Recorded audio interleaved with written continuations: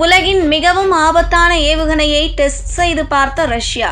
மணிக்கு 24,000 கிலோமீட்டர் வேகம்.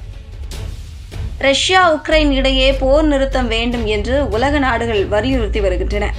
இந்த நேரத்தில் மணிக்கு சுமார் 24,000 கிலோமீட்டர் வேகத்தில் பாயும் அதி ஆபத்தான ஏவுகணையை ரஷ்யா சோதித்து பார்த்திருக்கிறது. புட்டினின் இந்த செயல் உலகம் முழுவதும் அச்சத்தை ஏற்படுத்தியிருக்கிறது. இந்த ஏவுகணையை உலகின் மிகவும் சக்தி வாய்ந்த ஏவுகணை என்று புட்டின் வர்ணித்துள்ளார்.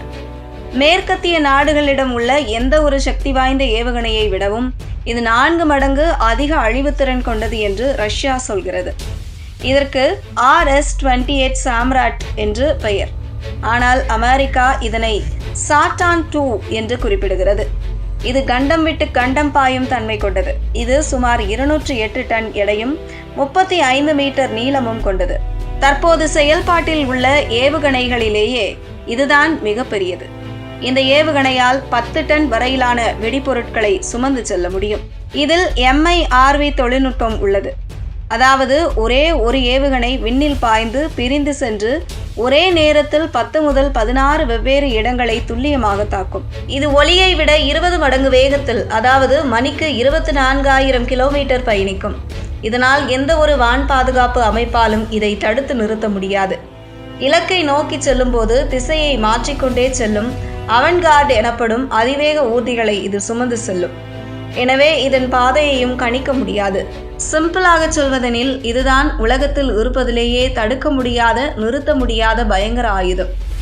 இதன் தாக்கும் தூரம் 18,000 கிலோமீட்டர் முதல் 35,000 கிலோமீட்டர் வரை இருக்கும் என புட்டின் கூறியுள்ளார். அதாவது ரஷ்யாவில் இருந்து ஏவினால் பூமியின் எந்த மூலையையும் இது தாக்கும். பூமியின் சுற்றளவே சுமார் 40,075 கிலோமீட்டர் தான்.